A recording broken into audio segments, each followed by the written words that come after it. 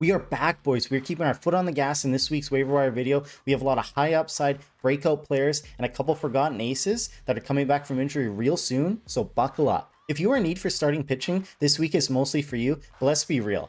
We're all in need of starting pitching. We have a couple prior season aces coming off injury real soon. We have a couple guys that are starting to look like they're breaking out, starting to put things all together. And when you look at that, we got a couple of relief pitching options as well.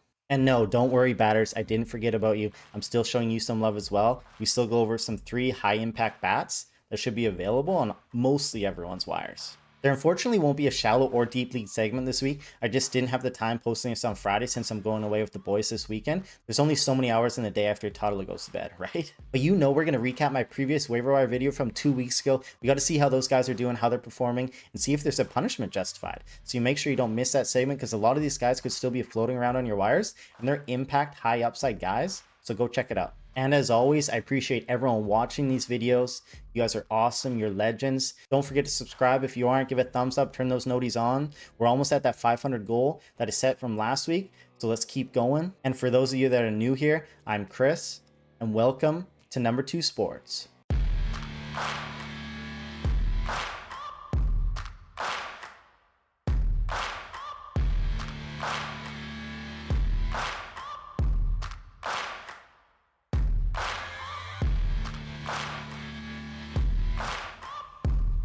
First up, we have a guy that I've fallen for over the last 2 years. Not romantically, I meant fantasy baseball wise, just to clear that up. But it's Edward Cabrera, starting pitcher from the Miami Marlins. And boys, I am ready to get hurt again, I think. He has always had talent in his arm, and I'm sure I'm not the only one over the years that has fallen for his trap. Always thinking that this is going to be there, that he finally breaks out, that he hones in those control issues, that he finally puts it all together and is just a stud. And his latest start is just the perfect example of that. 5.2 innings, 10 strikeouts, and only 2 walks. And both those walks actually came on the last 2 hitters he faced before handing the ball over to the bullpen. It's a type of start that makes me ignore every red flag about his profile and just makes me fall in love with that pure potential that he has, that pure strikeout potential. That's why him still not being able to fully solve his control issues is so frustrating for fantasy, because he has all the upside in the world, all the talent in the world to be a high strikeout starter, but he just hasn't been able to locate his pitches consistently enough. One of his main issues is just that he can't throw his four-seamer consistently for strikes. He just can't do it. And that's not a recipe for success in the MLB. However, what I think he's doing this year to combat that, he's starting to throw more sinkers. And you guessed it, all 11 of them went for strikes. 11 for 11, baby. His curveball was also solid, but I'm sure that just because I talked about a sinker and a curveball, that isn't making you buy in after I pretty much just crapped on this guy about how he screwed me over the last 2 years. So why else am I bringing him up now? Well, over his last 4 starts, he has a 2.61 ERA, 1.12 whip, and a 23-5 strikeout to walk ratio over 20.2 innings. So do I think he's completely over his control and walk issues?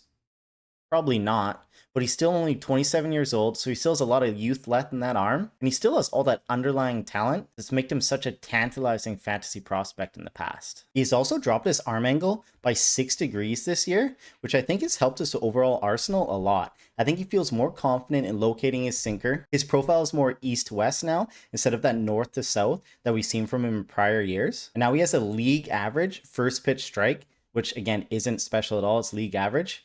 But for Cabrera, it is. I am very interested to see how he does against San Francisco, because out of his last 4, he had a couple cake matchups in there against the White Sox and the Angels. I love chasing strikeouts on the wire. You guys know that. And hey, maybe that's why I always chase Cabrera every year and he seems to burn me. But come on, who doesn't like a happy ending? And you know what they say, fool me once, strike 1, but fool me twice, strike 3. But again, definitely keep your eye on Cabrera, see how he does his next start against San Francisco. If he has another good outing with those control issues seemingly getting farther and farther behind him, I definitely recommend picking him up, see where he goes, because again, that strikeout potential is just so hard to find on the waiver wire. Next up, we have a pitcher who's either drafted super late or maybe even went undrafted in your league. And that's a starting pitcher off the Cleveland Guardians, Gavin Williams. So this is a guy I've been watching for the last few weeks, and it may seem strange that I'm bringing it up now, especially since if you look on the surface level of that last start against the Dodgers, it did not look like it went well at all. But if we look deeper into it, if we dig down a little bit, it actually looks like this Gavin of the new not Gavin of the old. Gavin of the old really struggled with his walk rates and really struggled up giving up hard contact. And that on the surface level looks like what happened with the Dodgers. And again, kind of want to bring it up now. He may have even been dropped by a lot of teams after that start. But I think a lot of good happened in that outing. And here's what I saw. So yes, he walked 6 batters.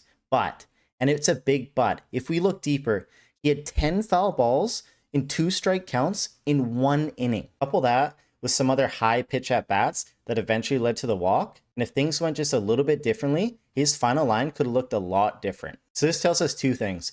1, he didn't have enough confidence in the secondary stuff to throw it in high leverage counts, which led to the foul balls and eventually led to the walks. And 2, if he did just have his stuff, maybe it just wasn't his day, his final walk line of 6 really could have been a lot different. What I'm most hopeful about though in that start is he started to throw his cutter a lot more. He threw it 31 times for a 74% strike rate. And the Dodgers had an expected batting average of only 184 against it. So now that's 2 starts in a row. If we look back at his last start against Minnesota, where he threw it 22 times and opponents had an expected batting average of 084, that's 2 quality outings in a row now that he's getting use out of his cutter. He desperately needs something other than his 4-seamer and his curve, and it's starting to look like the cutter could be that pitch. So with the Angels, Astros, and in Seattle in that wet, moist air in that ballpark at sea level, I'm intrigued to start Gavin over these next few outings, and I'm going to see where this goes. I have hope for him. This does look like the Gavin of the new and not the old. I forgot to include my token relief pitcher in the waiver wire section for last week's video, so I got one for you here. Don't worry, everybody. And that's going to be the relief pitcher off the Cleveland Guardians, going from Cleveland again, going back to that well, Cade Smith. So I briefly talked about this guy in the shallow league segment in last week's video. I just didn't realize how low his roster rate is. 33% means he's available in a lot of 12-team leagues. Now, before you freak out, get your panties all up in a roar, I get it. Not everyone is in a holds league. So for the vast majority of the people that are just in saves, you're not going to really want him on your roster. But I think there is a good number of hold leagues out there where he's just floating around and people are just letting him sit there. Like how I mentioned in last week's video, he's used in high leverage situations all the time, especially evidenced by the fact that he got called upon, bases loaded, no outs, and he struck out the entire side. Just nasty stuff from him. Cleveland is a good team, so there'll be a ton of hold and save potential. His ERA is 2.7, but he's a 1.31 FIP, and he has 37 Ks and 23.1 innings this year. He has a 36.3 K percentage and a 33.3 whiff percentage, which are both in the top percentages of the league. He hovers around 96 miles per hour with his fastball, which isn't totally overpowering, but what really gets him is at 7.4 feet of extension. And like how I've talked about before in previous videos, when a pitcher has an elite extension like that, from the hitter's perspective, when it's leaving his hand, the baseball, it comes at such a quicker pace to the plate that you don't necessarily need that overpowering speed. It totally makes up for it. He follows that up with a splitter and sweeper combo, and that's really the only stuff that batters can touch right now. So if he can fine tune that a little bit, place it a little bit better, he might be literally unhittable in the MLB. In a hold league, in a league that counts holds, I think he is a must pickup. He's a smash pickup for me. The dude is nails. Next up, we have a pitcher who was insane back in 2023 as a 20-year-old who's currently coming back from Tommy John surgery. Another Miami Marlins pitcher, Eury Perez. This guy was such a promising young star back in 2023, earning a 3.15 ERA and having 108 Ks in just 91.1 innings. And he was just 20 years old, literally a kid. Couldn't even drink in a bar in the States yet. He unfortunately underwent Tommy John surgery last spring training, which cost him the entire year and the first couple months of this season as well too. His rehab assignment in AAA is underway, and now he's made 2 quality outings in a row down there. The first one, he struck out 7 batters in just 3.1 innings, and he actually retired 7 of the final 10 batters via strikeout. He let in 2 runs on 3 hits and had 3 walks as well, but that strikeout upside is what we're all chasing here. He followed up that outing by firing 5 shutout innings on Wednesday with 4 strikeouts. And again, it's just another reminder of how good this kid really is. He has that fastball velocity. Back in 2023, it hovered around 98. And one outing this year so far in AAA, it touched 99. So the dude does just chuck absolute gas. He rounds out that 4-seamer with a slider curve changeup combo. And also this year, he said he's developing a new pitch, a sweeper. Adding another good pitch to his arsenal like this sweeper can really take his game to the next level. Sweepers thrive on horizontal movement and are usually most effective right on right. So a right-handed pitcher to a right-handed batter. So the idea is when the batter sees that ball release his hands, it looks like it's going to be inner center of the zone and then ends up, sweeps off, and either ends up outside or will paint that outside corner. The sweeper is such a good complementary pitch to a good fastball, and that's what Perez has, because they both look so similar at the release point of the pitcher's hand. So now is the time to stash him, as I think the Marlins just said he's only going to make one more rehab start before he gets called up to the rotation. So go check your wire right now. There aren't that many high upside strikeout arms, like with the potential that Perez has, just floating around on your wire. My only concern with him will be the workload thing. The Miami Marlins have nothing to play for this year, so they're not going to overextend him, not going to overuse him. I'll be worried at the start that he might not go very deep into games at all, so he'll struggle to qualify for wins and quality starts, so just be aware of that. But again, he has so much potential. He's a budding ace. Let's hope everything comes back okay from Tommy John surgery. There might be a little bumpy starts at the beginning. Once he gets his feet back underneath him, though, the sky is the limit.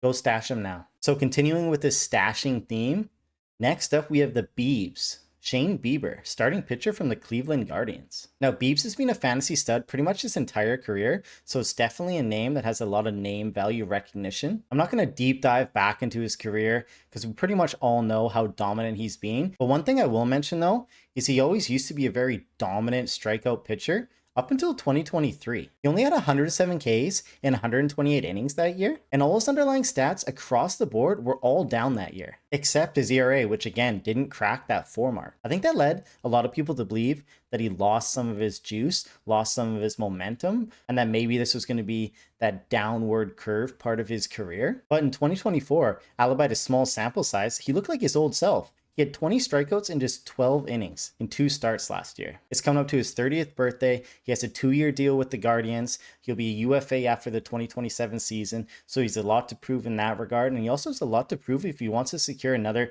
big-time contract. I love guys coming into contract years or in contract years, and I think Shane will have a lot of that motivation this year and next. I'll never put it past a player to either have a career year in their contract year or leading up to their contract years, because again, their work ethic, their drive could be off the charts trying to secure that life-changing money. There is absolutely no guarantee how he'll perform post Tommy John, but I'm willing to bet on him with a good track record. And you can practically get him for free right now in 12-team leagues, throw him on the IL, and just see where it goes. Again, he has huge name recognition value, so even if he does say starts off hot in his first 2 outings, 3 outings, you could probably flip him for a decent return as well. Time to stash him now, before he starts getting ramped up, before that name starts floating around again, and fantasy managers across the board go and grab him. Okay, enough with the pitchers. It's time to get some hitters here. And first up, we have a 25-year-old former prospect of the Orioles, and yes, you guessed it, another Miami Marlins player, Connor Norby, holding down that hot corner for the Marlins. Now, Connor's been on a little surge over the last couple of weeks, and has really been showing a lot of signs of life at the plate. He's actually been a top 10 second baseman over the last 30 days. That's why it's so important that he has that 2-bag eligibility. He suffered a season-opening oblique injury, but he's starting to settle in real nicely now and kind of deliver on some of that upside he had as one of Baltimore's top prospects. Over the majors and minors last year, he had 26 home runs and 16 steals, and really after the trade to Miami, he started off so strong in his first 18 games for them. He had a nice triple stash with 6 home runs, but cooled off immensely in that final 18 games, noticeably with a 34.5 strikeout rate. That's where I'm starting to take notice of him. He's reduced his strikeout rate to 28.9 this year, which is obviously still way too high for a major leaguer. But the most important thing is he's showing improvement. And that's what we want these young guys, these rookies, to be able to do over the course of a season. Show improvement. He's still barreling a ton of baseballs, and that sweet spot percentage, that ideal angle to hit a baseball, he's still in the 95th percentile and above, which is amazing. His exit velocity and hard hit rates are okay, nothing special, not terrible though. But the one major concern I have with him is his batting average with balls in play. It is extremely high. It's hovering around 380 right now, when the major league average is usually around 290 to 300, so you can definitely expect some regression to come his way in that regard. But if you look a little deeper throughout his history in the minor leaguers and his first couple years in the majors, he usually tends to have a higher average in that regard than the major league average. So maybe that's just the way his contact works with that sweet spot angle, with that barrel on the baseball a lot. But again, I still think this screams some regression, so it's definitely something to keep an eye on. My opinion is it'll probably settle somewhere in the middle. It won't go to league average, but it's obviously not going to stay close to the 400s. And lastly, his splits are also a little concerning. He hits over 300 against righties, but then against lefties, he's hovering around 200, almost a 100-point difference. I don't think he has any risk of getting into platoon or anything like that, because again, Miami Marlins suck. They want to see what they have in this kid. He's definitely worth a look in 12-team leagues that need middle infield help, again, with that 2-bag eligibility. I think a little bit of regression will come in the batting average department, but hopefully he can offset that with some more power and maybe start stealing some bases. Keep an eye on him for sure. Next up, we got Mr. Big Boy, Mr. Power, Matt Wallner from the Minnesota Twins. Now, let me tell you what, this guy likes to hit bombs, baby. He's coming off the injured list very soon. He's been absolutely mashing in AAA, hitting home runs in 4 out of the 5 games that he's played so far. This guy has top bat speed, his exit velocity is great, his hard hit rate's great, his max ELO is always one of the highest in the league. He might come back into some sort of platoon. I don't know what they're going to do with Clemens. I'm sure the Minnesota Twins want both those bats in their lineup as many nights as they can. He's still striking out at a 28.4% clip,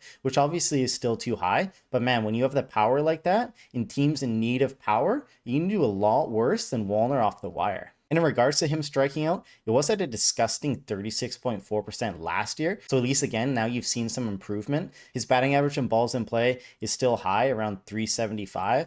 But again, when you're making contact with him, when it's super hard contact and that ball's leaving the yard, it's okay to expect some regression that might just affect his batting average a few points. When this guy gets a hold of one, he absolutely crushes it.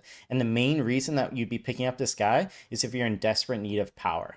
He is power all the way. He reminds me of like Chris Davis batting 247 every year, but just crushing bombs. Okay, I know I'm kind of doubling up here because I mentioned this guy in last week's video, but Parker Meadows, man, has he had a couple good games at AAA, and he's looking like he's going to be up to speed, get called up very soon. He's still only 12% roster, so that means that he's floating around on a ton of 12-team leagues wires right now, and in those 2 games, he went 5 for 8 with 1 home run, 4 RBI, 4 runs, and a swipe.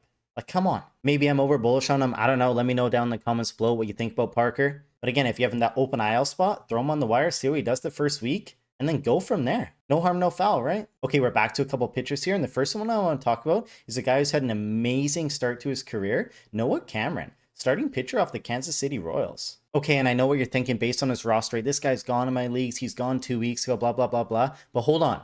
I'm not recommending him, or I'm not that confident in his rest of season outlook.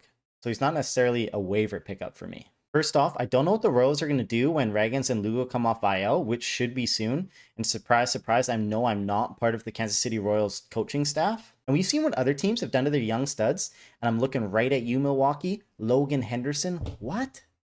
So who knows what their plan is with Noah? And 2, I just can't fully get on board with a rookie that has like a 91 mile an hour, 92 mile an hour fluttering fastball. This league is so dominated now by high velo fastballs that you just don't really see the success or long-term success really for these light throwing junk oriented starters. Now, don't get me wrong. It can happen and has happened in the past, and maybe it will be with him. Maybe I'm just completely delusional.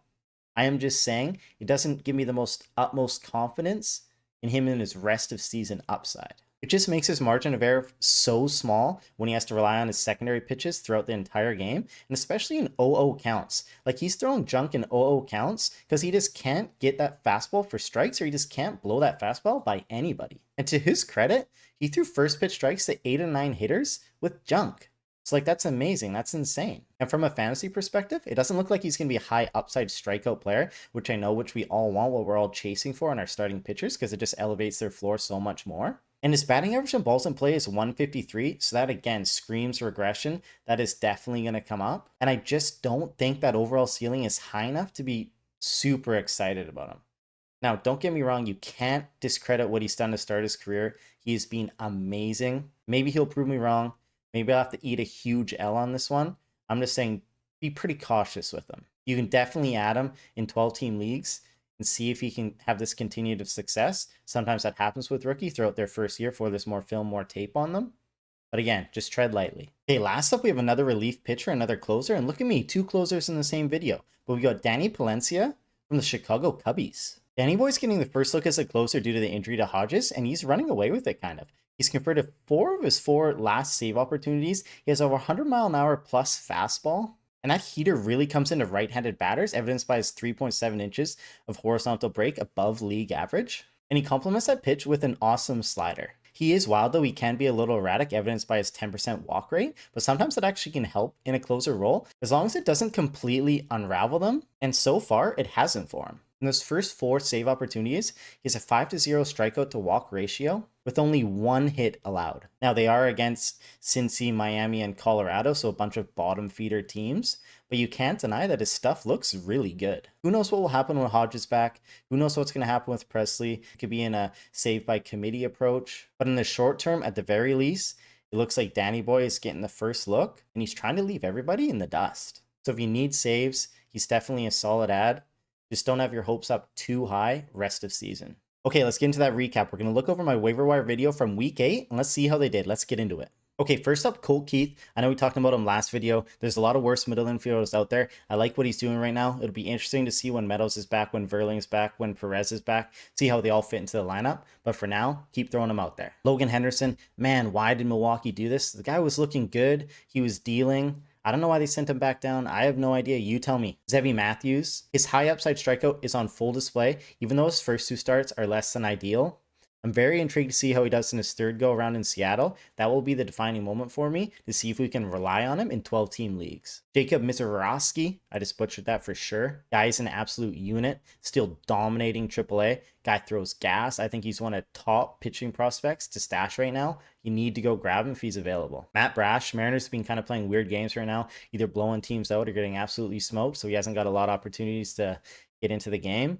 But again, his strikeout potential is amazing. He has such nasty stuff. Just look at these pitches right here. I still love him. Good old Canadian kid. He's a high upside strikeout reliever. Marcelo Mayer. I know I've been harping on this guy for the last few weeks as well. He finally got called up. Crazy he beat Roman Anthony to the majors, but his position just opened up sooner due to injuries. He started off 5 for 19, batting in the 6th hole. He does a little bit of everything, kind of like a Dansby Swanson type comp. Tons of upside here. Miguel Vargas, guy is mashing right now, currently on a 5-game hit streak, ranked 9th in his last 14 days, going 17 for 51 with 5 home runs and 11 RBI. I don't think he'll be this good rest of the season by any means. He's playing extremely well for his new team after he kind of got kicked to the curb by LA. Matt Shaw, another guy I've been harping on for weeks. He's ranked 71 in the last 2 weeks. Looks like the rehab assignment has done him wonders. Legit stud potential, especially if he keeps stealing like this. You need to go at him everywhere where he's available. Jordan Romano kind of beat the breakout because the morning I released this video is when Jose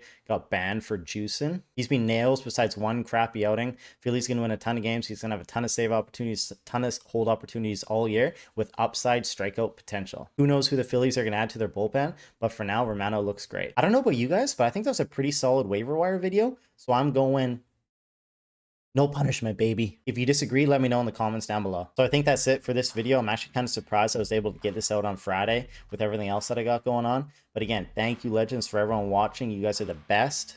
Have a good weekend. Have a good week. And I'll see you when I see you.